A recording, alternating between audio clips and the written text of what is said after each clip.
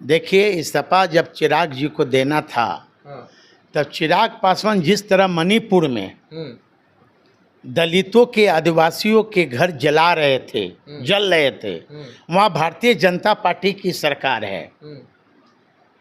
वहाँ आज तक देश के प्रधानमंत्री मणिपुर आदिवासियों और दलितों के जब घर जलाए जा रहे थे, माँ बहनों पर जब बलात्कार हो रहे थे, तो देश का प्रधानमंत्री 3 साल में आज तक नहीं गए।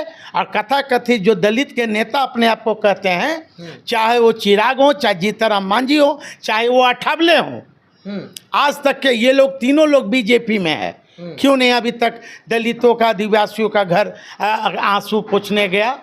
दलितों की माँ बहन की इज्जत लूटी जा रही है, और बिहार में देश के प्रधानमंत्री जी को कोई गाली दे देता है तब पूरे बवाल देश में मच जाता है।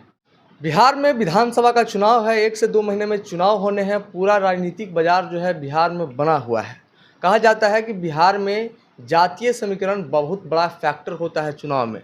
अगर आप यादव हैं तो कहा जाता है यादव आरजेडी के तरफ भी है और भाजपा के तरफ भी है। अगर आप पासवान हैं तो कहा जाता है पासवान का नेता जो है चिराग पासवान है, रामविलास पासवान थे।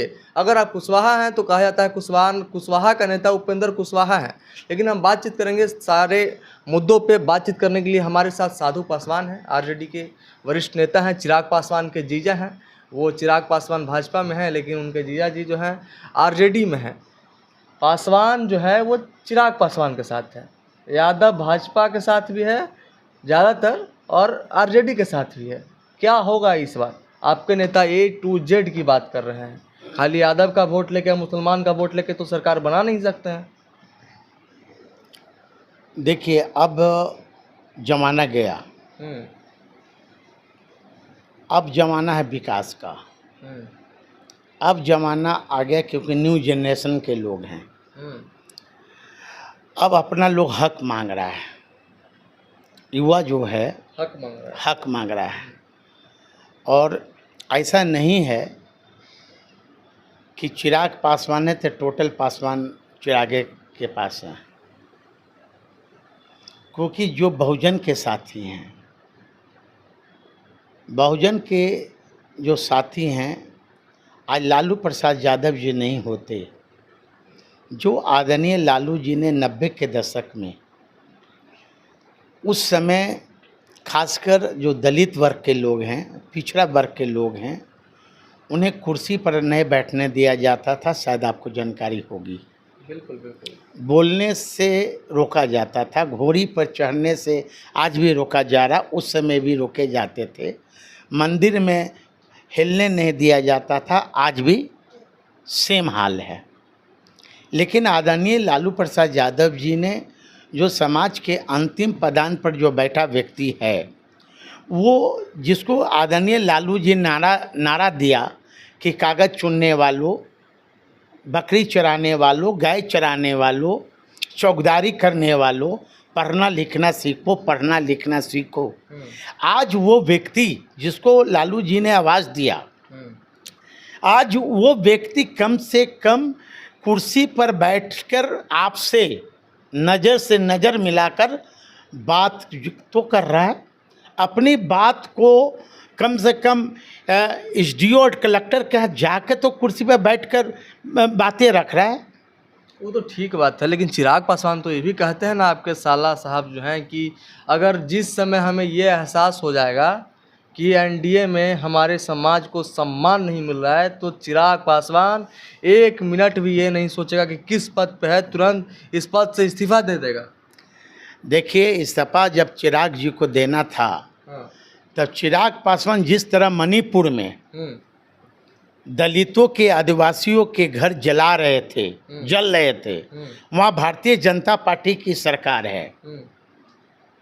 वहाँ आज तक देश के प्रधानमंत्री मणिपुर आदिवासियों और दलितों के जब घर जलाए जा रहे थे, माँ बहनों पर जब बलात्कार हो रहे थे, तो देश का प्रधानमंत्री 3 साल में आज तक नहीं गए।